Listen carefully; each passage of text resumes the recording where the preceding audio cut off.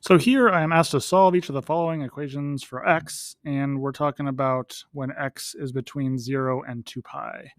Notice that it says it's less than or equal to 0, and then just less than 2 pi. So that means like if we landed on this point here, we would call that 0 radians and not going all the way around to 2 pi. So we're not including 2 pi, we're just going to call it 0 because they're technically the same angle. Okay, so from here, I'm going to start this a here by solving for cosine. So I'm going to subtract 1 and then divide by 2. And now I need to plot this on the unit circle. So for the unit circle, cosine is my x values. So if I am plotting something that has negative x values, I'm going to the left 1/2. And there are 2 points where the x value is negative 1/2. In this quadrant here, and this quadrant here. So in this problem, I have 2 different angles that are going to give me the same answer. So I'm going to have 2 separate values for x. The first one, if I go around, again, just because of what I know from the unit circle, if I'm going to this value right here, since this triangle that I create is 60 degrees, or pi over 3, that means that this angle coming from 0 here is 2 pi over 3.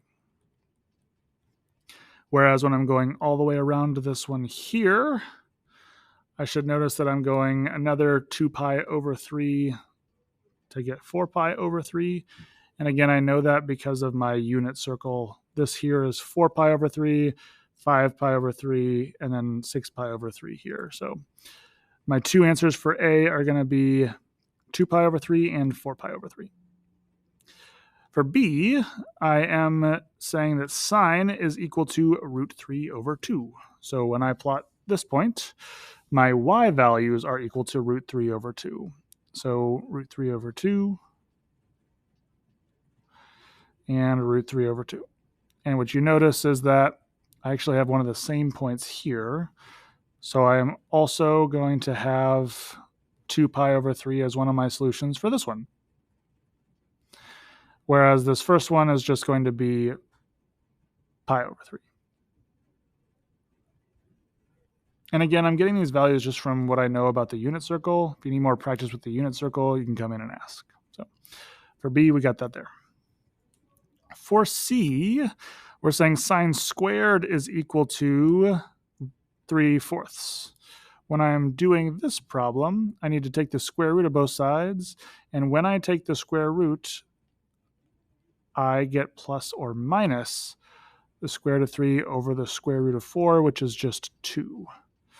So in this one, I need to plot when sine is positive root 3, which are these 2 values, and when it is negative root 3. So I got 4 answers for this one. And it's pi over 3 here for the first one, because we've already done that one. Then 2 pi over 3 for the second one. Then not 3 pi over 3, but 4 pi over 3. And then 5 pi over 3. So 4 answers for this one, because when I take the square root, I get positive or negative values. Now tangent's a little bit trickier because tangent, a couple things we know that tangent is equal to sine over cosine. And if tangent is equal to -1, that means that sine and cosine have to have the same numerical value, right? Because anything divided by itself gives me 1. And then one of them has to be negative or the other has to be negative. So the only time that sine and cosine are the same value but different signs are when we have this square root of 2 over 2. So this point right here, when it's negative x value, positive y value, or when it's positive x value, negative y value. So these 2 points here, because when I divide them, that gives me -1.